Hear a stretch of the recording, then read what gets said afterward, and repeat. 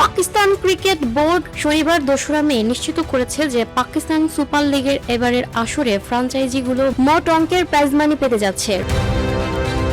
রোববার 3রা মে লাহোরের গাদ্দাফি স্টেডিয়ামে অনুষ্ঠিতব্য ফাইনালে পেশোয়ার জালমির প্রতিপক্ষ নবাগত হায়দ্রাবাদ কিংসম্যান। পিসিবির ঘোষণা অনুযায়ী চ্যাম্পিয়ন দল পাবে $5 লাখ, প্রায় 6,14,00,000 টাকা, আর রানার্স আপ দল পাবে $3 লাখ, প্রায় $3,68,00,000 টাকা। এছাড়া সেরা খেলোয়াড়ি উন্নয়ন কার্যক্রম পরিচালনা করা ফ্র্যাঞ্চাইজির জন্য বরাদ্দ রাখা হয়েছে $2 লাখ, প্রায় $2.5 কোটি টাকা।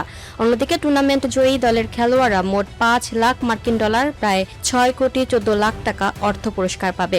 বোর্ড এক বিবৃতিতে বলেছে, পাকিস্তান সুপার লিগের ইতিহাসে প্রথমবারের মতো ফ্র্যাঞ্চাইজিগুলোর জন্য আলাদা পুরস্কার নির্ধারণ করা হয়েছে। চ্যাম্পিয়ন ফ্র্যাঞ্চাইজি পাবে $5 লাখ, রানার্স আপ পাবে $3 লাখ, আর সেরা খেলোয়াড় উন্নয়ন কার্যক্রম পরিচালনা করা ফ্র্যাঞ্চাইজি পাবে $2 লাখ। টুর্নামেন্ট জয়ী দলের খেলোয়াড়দের জন্য পুরস্কার অর্থ হবে $5 লাখ।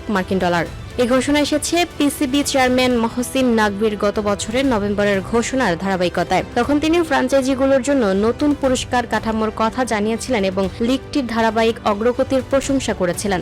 2017 সালের চ্যাম্পিয়ন পেশোয়ার জালামি কোয়ালিফায়ারের ইসলামাবাদ ইউনাইটেডকে 70 রানে হারিয়ে সরাসরি ফাইনালে জায়গা করে নেয়। অন্যদিকে লিগ পর্ব শেষে 4র্থ স্থানে থাকা হায়দ্রাবাদ কিংসম্যান এলিমিনেটরে প্রথম মুলতান সুলতানস এবং পরে ইসলামাবাদকে হারিয়ে ফাইনালের টিকিট নিশ্চিত করে। চলতি মৌসুমে 8 দলের এই টুর্নামেন্টের লিগ পর্বেই 2 দল একবার মুখোমুখি হয়েছিল। সেই ম্যাচে শেষ বলে 4 উইকেটের রোমাঞ্চকর জয় পেয়েছিল পেশোয়ার জালামি।